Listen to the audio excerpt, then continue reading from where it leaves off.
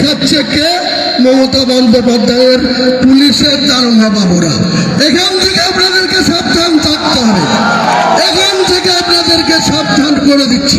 533 জনের মধ্যে মাত্র 40 লক্ষ নন বেঙ্গলি মুসলমান ভোট আছে, আর 2,42,533 জন বাঙালি মুসলমান ভোট আছে।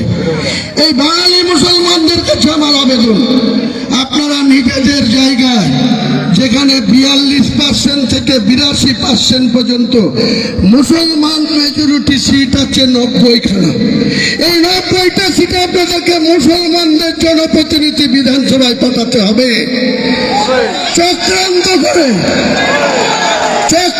করে মমতা বন্দ্যোপাধ্যায় 2011-তে 4ই মে যেদিন রেজাল্ট হয়েছিল, সেদিনকে 67টা মুসলমান এমএলএ ছিল।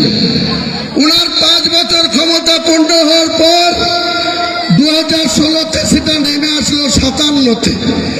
2021-এ সেটা চক্রান্ত করে নামিয়ে আনলেন মাত্র 44 জনে। আমি মুসলমান সমাজের কাছে একটাই কথা বলবো, আপনারা আপনাদের যাকে খুশি যোগ্য মুসলমানদের ভোট দিয়ে বিধানসভায় পাঠান, আর বাকি 90টার মধ্যে 200 যে 4টে থাকবে 294-এর মধ্যে, সেই 204-এর মধ্যে মমতা ব্যানার্জি আর শুভেন্দু অধিকারীর মধ্যে লড়াই হোক। তারা কে সরকারে আসবে হিন্দু সমাজ সিদ্ধান্ত নেই, তারা সরকারে থাকুক, আমরা অপোজিশনে থাকবো।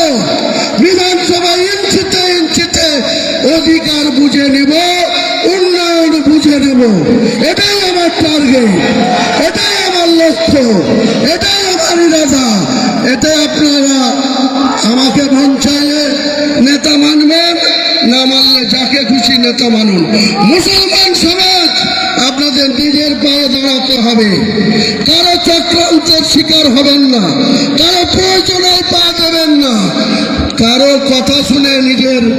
আজকে কি হচ্ছে 2 বছর ধরে এই সরকারের আমলে? বোম বাজছে কে? মুসলমান। মারছে কে? মুসলমান। মরছে কে? মুসলমান। কেস খাচ্ছে কে? মুসলমান।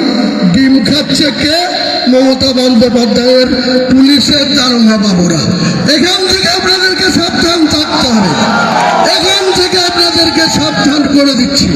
আমি পরে বক্তৃতা করব। আজকের অনুষ্ঠান ঠিক 12টার সময় কোরআন খতম হবে।